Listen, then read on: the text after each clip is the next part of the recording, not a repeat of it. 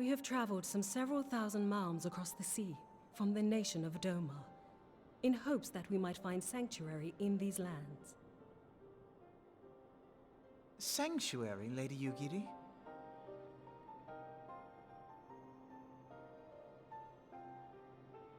Aye. Lying within Othard, Doma was under the dominion of the Garlean Empire, as I'm sure you are aware. When the War of Succession broke out in Garlemald, we espied an opportunity to free ourselves from the yoke of imperial oppression and took up arms. Only to be crushed.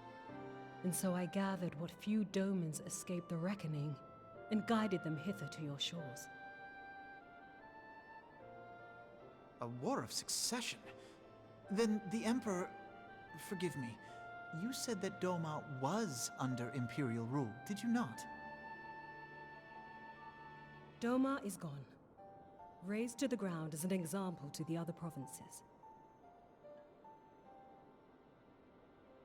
12 have mercy. And your people? On a ship anchored in Vesper Bay, flying borrowed colors. Many were complicit in the rebellion, or akin to those who were. They will not come ashore until I send word that it is safe to do so. I sought an audience with your rulers, but was summarily refused. The lords of Ul'dah are not wont to entertain foreign refugees without suitable encouragement. Mayhap I was foolish to expect otherwise, but our supplies run low and we have young ones in urgent need of care. I have seen the tents outside the gates, however. We are not the first to seek asylum, nor will we be the last. Be that as it may, Ul'dah is no friend to Garlemald. Your tale would stir the hearts of many men and women here. The Sultana and the Syndicate will not be so easily swayed, but I shall see that you are granted an opportunity to plead your case. This is within your power? Well, far be it from me to boast, but I do have the ear of certain influential individuals. I am in your debt. Lady Yugiri, forgive me for observing, but your choice of attire seems like to evoke feelings of mistrust. Men are wont to fear the unfamiliar. We know this from experience. We seek only to spare the people of Ul'dah unnecessary disquiet. I shall defer to your experience, then. I thank you for your understanding. It seems I have urgent business with the Flame General. I leave our guests in your capable hands.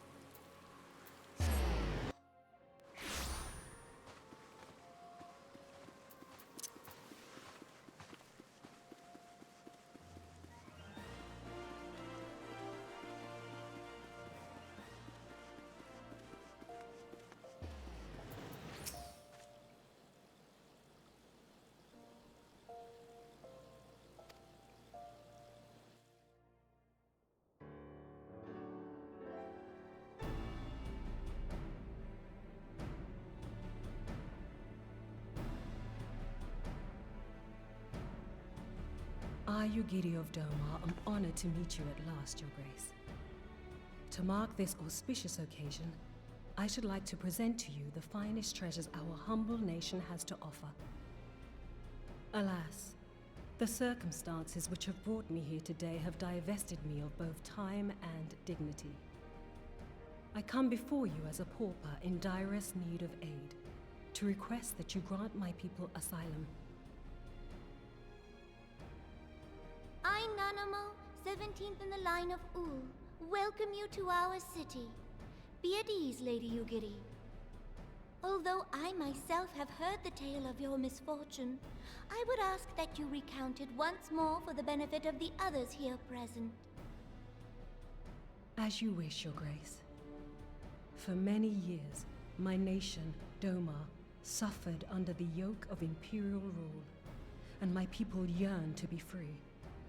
Thus, when a war of succession broke out in Garlemald, we sought to take advantage of the chaos and reclaim our liberty. Alas, our enemy proved less preoccupied than we had hoped, and our rebellion was put down in the most brutal fashion. Those who survived, how many do they number? More than 200 souls huddle within the cramped confines of our own galleon's hold. Yet this figure accounts for but one of a number of ships which escaped the purge. It is my hope that you will allow us all to dwell within your walls. Should that prove unfeasible, however, I humbly ask that you accept as many of my people as your resources allow. Pray understand, we do not beg a boon, but propose instead an arrangement. We would serve as soldiers or tradesmen until our debt is repaid. What are the Syndicate's opinions on this matter? I, for one, think it's a marvelous idea. Lady Yugiri and her people strike me as an industrious lot, and there are parts of the city which have yet to be fully restored. If they are willing to work, I see no reason not to let them. The head of the Mirage Trust is not known for his generosity. He sees profit in this. I agree. That said, these are foreign refugees. To admit them would require a formal resolution. Shall we call a vote?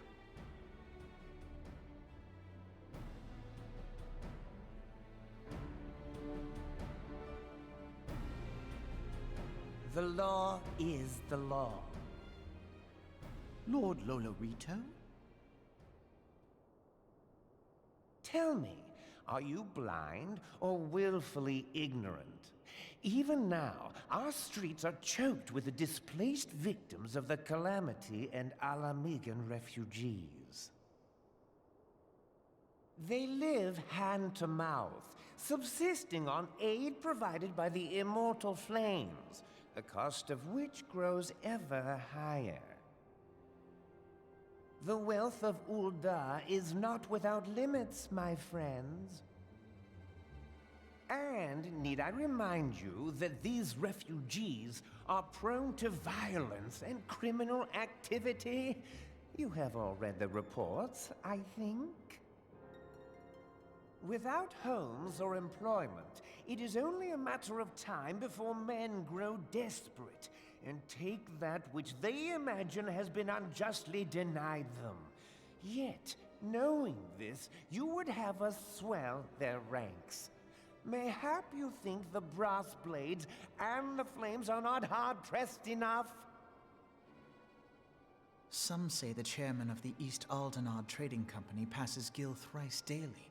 This may explain how he came to be the wealthiest man in Ul'dah. Or it may simply be that he's ruthless beyond reckoning. Surely the Sultanate can support the few hundred domins Lady Yugiri represents. That our resources have been taxed, I do not deny. But we are hardly in danger of financial collapse. I move that an exception be made.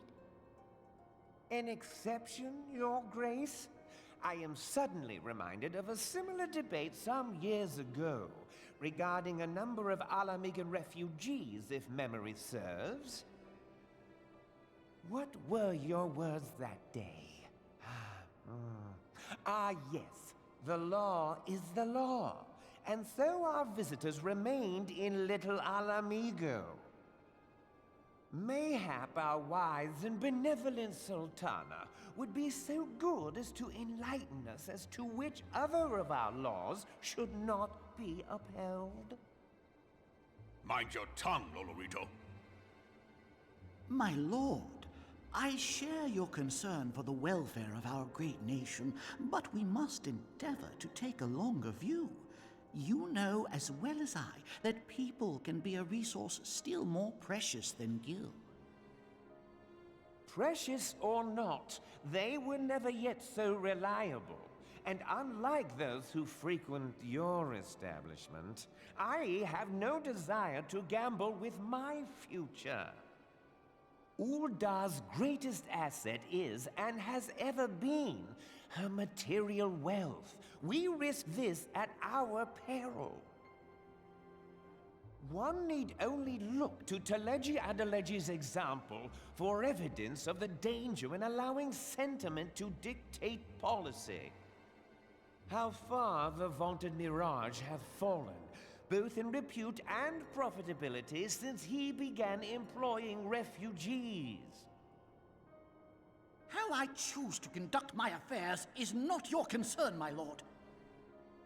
A proposal has been tabled. Given its urgency, I move we forego further debate and call a vote. To accept the Doman refugees or not. Those in favor, I bid you remain. Those opposed, I bid you leave.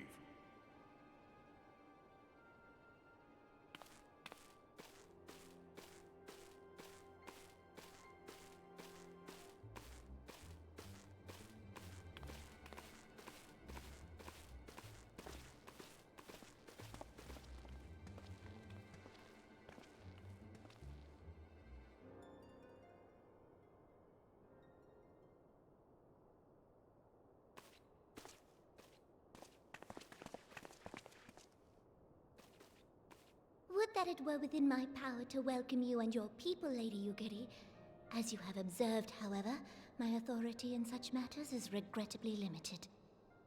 Without the consent of the Syndicate, I cannot act. I understand, Your Grace, and I appreciate all that you have done on our behalf.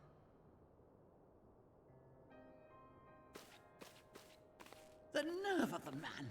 If that bastard had not forsaken the eastern trade route, Little Alamigo would now be thriving. Oh, that you should have traveled so far under such dire circumstances, only to be refused in this manner is utterly unconscionable. Pray, accept my sincerest apologies.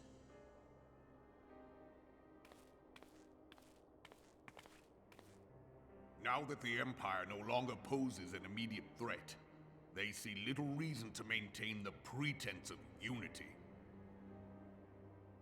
The Monitorists have grown especially defiant of late. Lord Lolorito most of all. But this is neither the time nor place for that discussion.